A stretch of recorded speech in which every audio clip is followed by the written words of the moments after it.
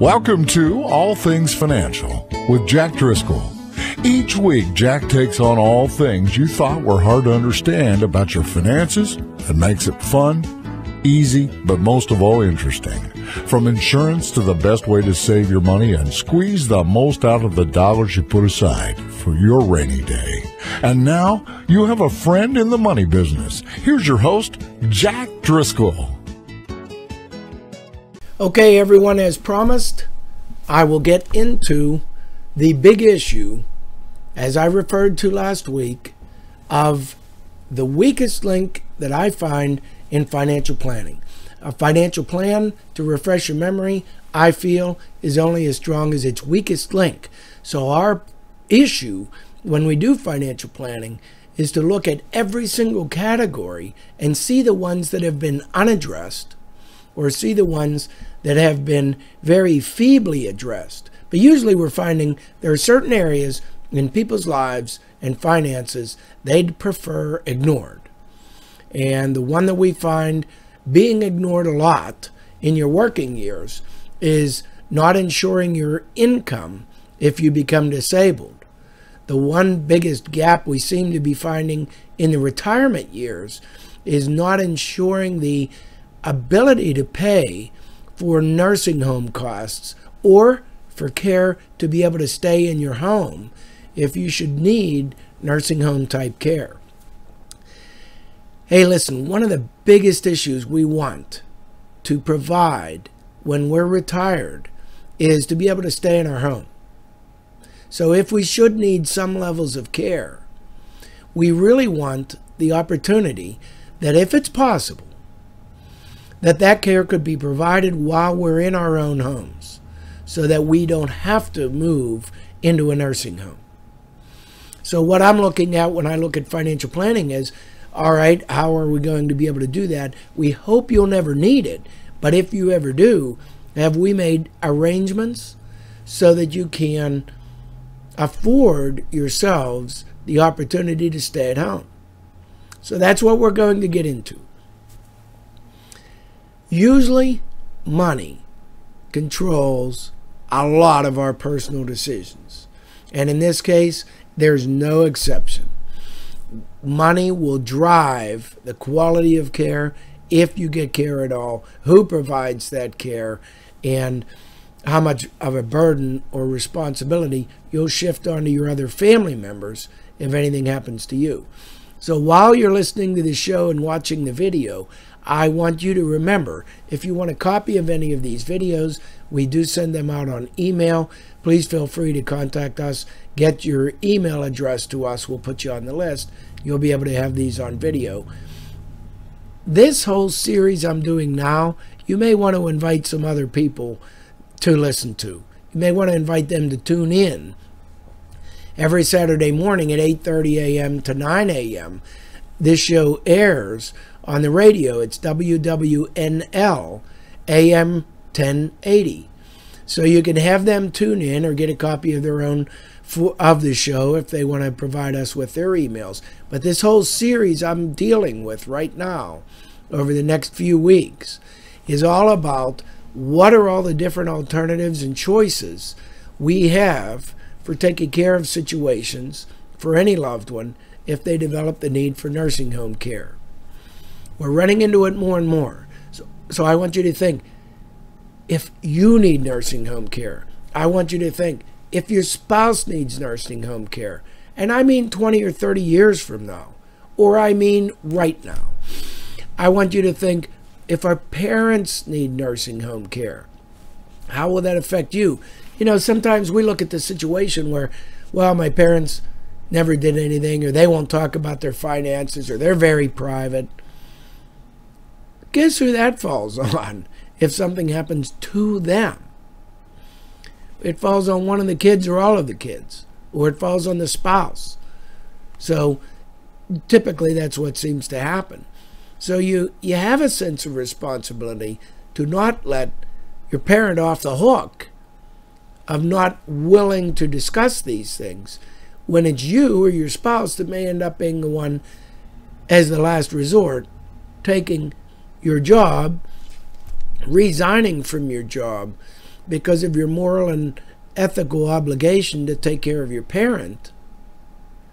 And maybe had you talked to the parent while they were healthy, while they were robust, while everything was going well, the least expensive alternative might have been to pay a monthly premium for long-term care insurance, let's say, or buy a life insurance policy that would replace assets lost due to long-term care, or ramp up the health insurance policies to cover at least a year in a skilled care facility.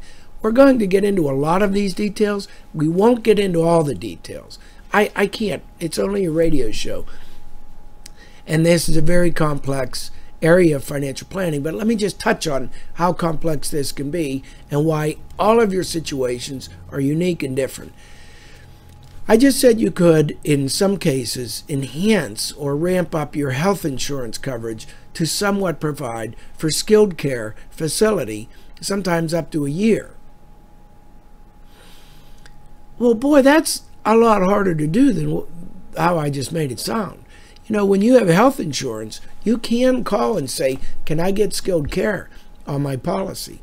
And you look at your supplement policies, your Medicare supplement policies, and they might say, yes, if you take a certain plan, we'll pay for skilled care in a nursing home for up to 12 months. And you'll say, wow, I have this solved, and I'll just buy it there.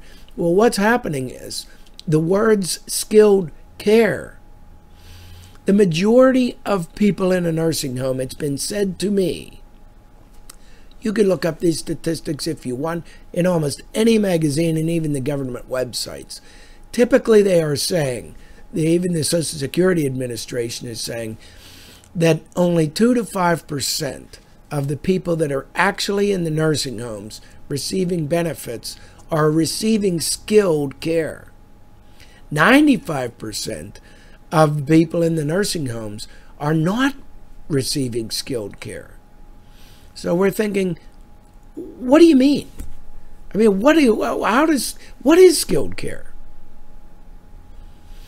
Skilled care, by definition, changes, but as a rule, it means you're requiring medical or medically necessary care by a skilled practitioner. We're not talking about the Alzheimer's or the stroke-related patient who just needs someone to watch them all day long, because that's very heavy care. And they might say it's skilled care under some definitions, and they might not say it's skilled care under other definitions, because they might say if you don't have to receive care from a nurse, or if you're not hooked up to an oxygen mask or a feeding tube or something like that, then the care you're getting might not be medically necessary. So we have to be very careful here.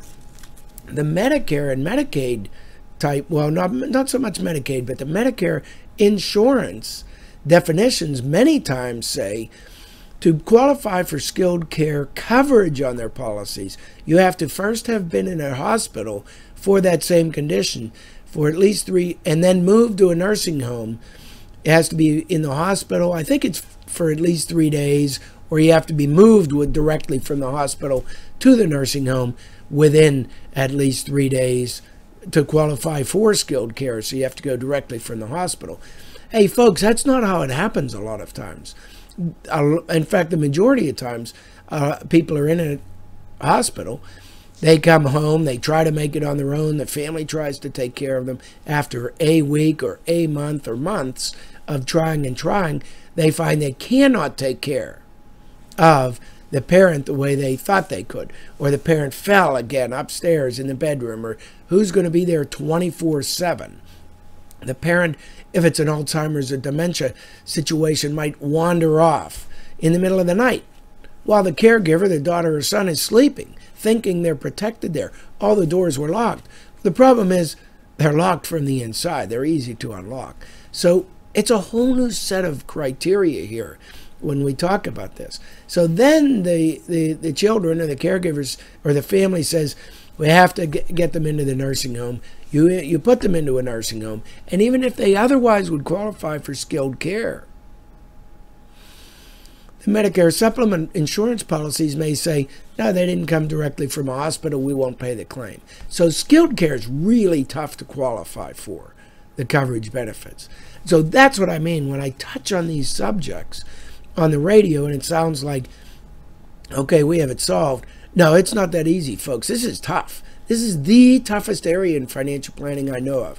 Now, I'm going to touch on today as almost a table of contents to give you a preview of what I'm going to talk about over the next number of shows, some of all the different alternatives that people use and may work to solve the long-term care and risks if someone needs in a nursing home or taken care of at home. So here's the first one. And I'll get into this in more detail, most every topic that I bring up. But I wanted to highlight some so you see how comprehensive we're going to get over the next couple weeks. The first one is, it'll never happen to me.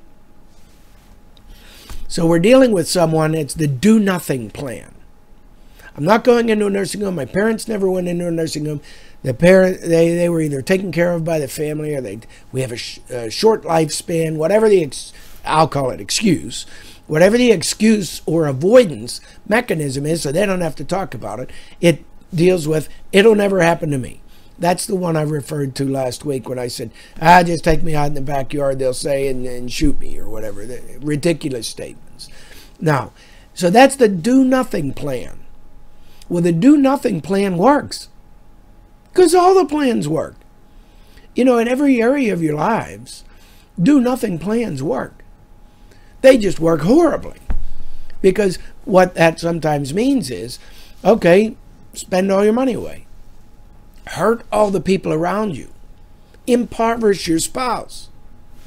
Hey, people get by. They get ruined. They sell their house, whatever. It works. It's a plan.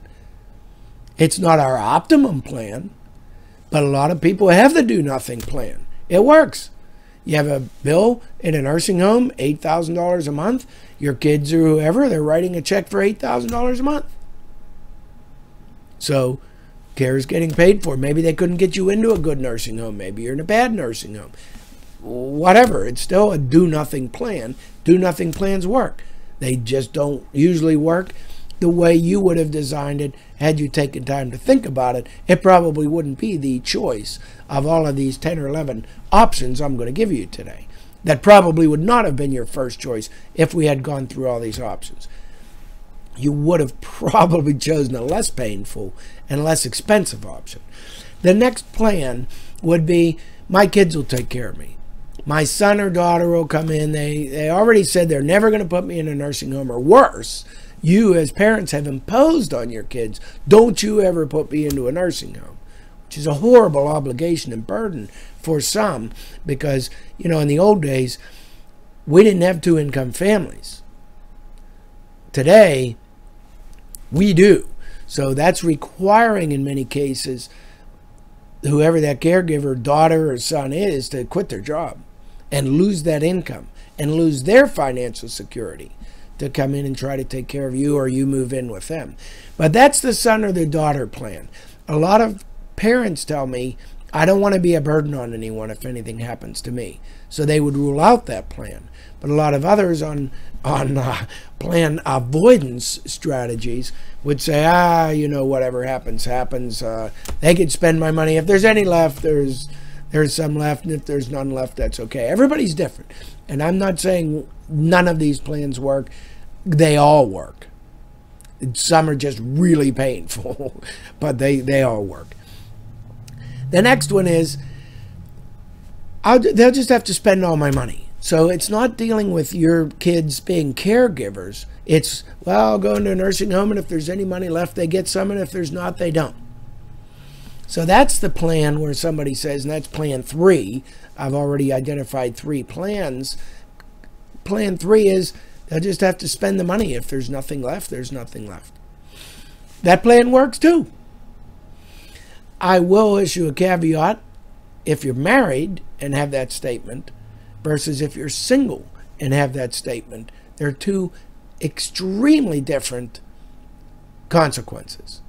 If you're married and make that statement. Oh, they'll just have to spend it if they spend it. If there's nothing left, there's nothing left.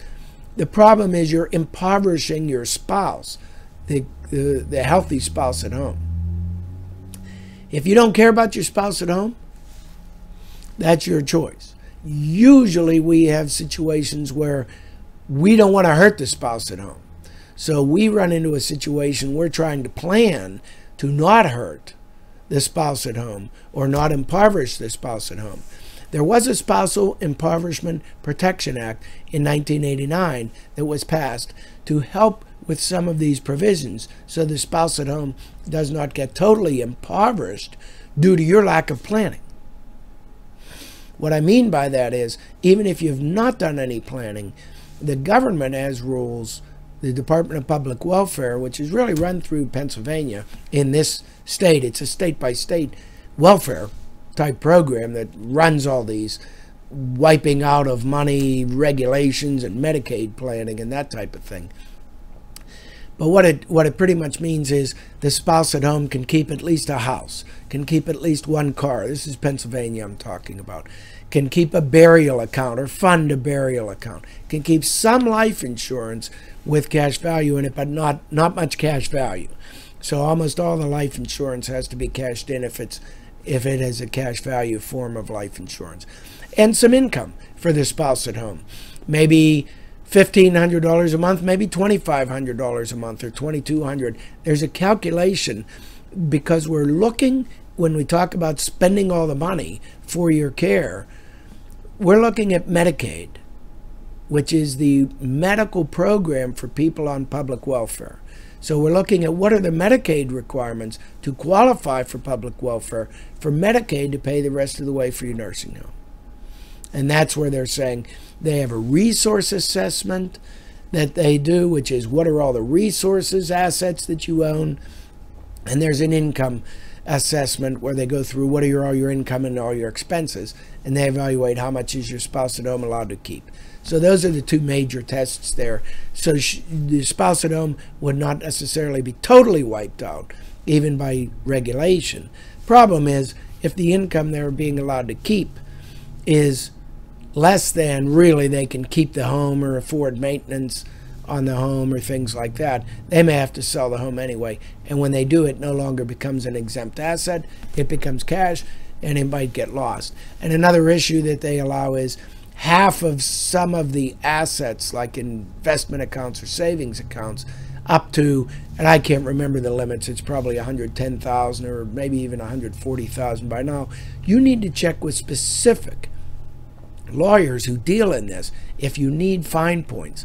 I'm a financial planner who handles and deals with generalities to help you identify if you have circumstances and problems that require further specialized assistance or help. And that's when you then go to the attorneys who specialize in this.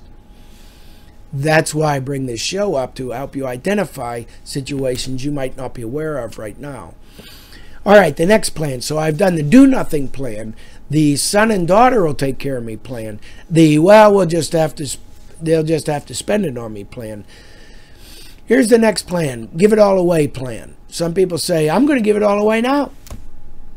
I'll get rid of it. I'll give it to my kids to hold for me. I'll give it to a trust. I'll give it to charity, whatever. I'll just give it all away now, and I don't have anything to lose. Again, a lot of these are short-sighted, single-minded, single-purpose plans, which make no sense in an overall financial portfolio, but it is what people are doing today. Some of these plans are what people are doing by default by not doing more extensive and elaborate planning. These are the fallback plans. I'll just give it all away. I'll just have my kids take care of me, whatever. So that's plan number 4. Now, plan number 5 is VA, the Veterans Association, and Medicaid planning. Now, that's the person who says they're planning in advance to protect their assets that they have from being lost to a nursing home by doing a sophisticated planning with specialist attorneys that help them restructure how their finances are arranged to make it look like they don't have any assets, so the government can pay for them. Sometimes that involves establishing trusts. Sometimes that involves transferring all their assets into those trusts. Sometimes it involves giving up control. Sometimes it does not involve giving up control. Sometimes it involves a look-back period. Like with Veterans Administration, there's not so much of a look-back period if you transfer all these assets away and get down to, let's say, an $80,000 value or whatever the individual case would be that you'd have of assets still remaining. All the other assets given away may not count if it's done properly, even if you just did it yesterday, where when you're qualifying for Medicaid, which is the Department of Public Welfare, the federally funded program, but state-administered program, there's a 5-year look-back period on any transfers. So the Medicaid actually looks and says, okay, you're only worth $50,000 now, but you were worth $500,000 a month ago. So we're counting all of that against you. And until you've had enough care or enough time has passed, you won't be eligible for Medicaid. So those are advanced planning strategies with attorneys. Some people have ethical and moral issues and dilemmas with that type of planning, thinking if we have all these assets, we should try to be responsible for ourselves and not put the burden onto other taxpayers. And other people are the reverse. They're callous to that concern, and they say, hey, I'm going to protect all my assets, and I don't care about it. I'll let all the other people worry about me and take care of me. You have to decide where you fit in this scheme of things, on which type planning works for you. But what I'm doing in this show is just touching on all the type different planning, today's show, to give you a taste of what we're going to delve into over the next couple weeks. There is some risk in that type of planning, the trusts, and are you giving away control and all that type of things. Now, you could buy long-term care insurance. Oh no. Imagine that. Actually looking to be responsible for yourselves, taking some money out of your assets and saying, I'm going to transfer this risk through buying insurance, that if this ever happens to me, an insurance company, I have bought the resources that an insurance company will pay for all or a portion of my care. I know your next question, is it expensive? Yes, it's expensive. Is it as expensive as not planning? Probably not. It's probably a lot more expensive paying $4,000 or $5,000 or $6,000 a month. It could be as high as $9,000 or $10,000 a month in Pennsylvania for skilled facility. Long-term care insurance, who knows? It could be different for everybody. It might be $4,000 or $5,000 a yearly premium. $400 a month. You can design your own coverages, but that's per person. To me, that's expensive. But it might be the least expensive, most comprehensive, most responsible solution, in spite of that it's expensive. So we might get into a situation where I'd ask you, if it's $5,000 a year and you have an asset base of $5 million, then what percentage is that cost to help you protect all the rest? So we look at the situation and we say $5,000 is only 1% of $500,000. So you'd say, are you willing to give up 1% a year of your assets to protect all of the rest? I'm not saying we can or cannot protect all the rest. That's just the concept people think about when they evaluate, should I give up a small percentage of money now for something I may never need in exchange or return for the maximized leveraged benefit of the nursing home insurance carrier paying the claims? There are problems with nursing home carriers. Will they pay the claim? Won't they pay the claim? Will the claim get approved? Will it get denied? We'll go into that in the long-term care segment when I do the show on nursing home insurance.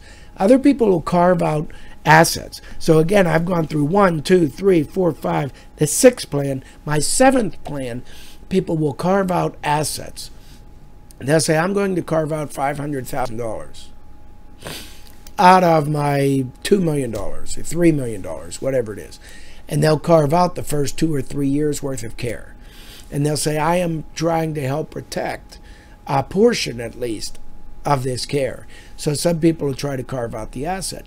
Now that's this, when we get through that 1, 2, 3, 4, 5, 6, 7 plan, that leads me to the 8th plan, where sometimes they'll carve out the assets in plan number 7.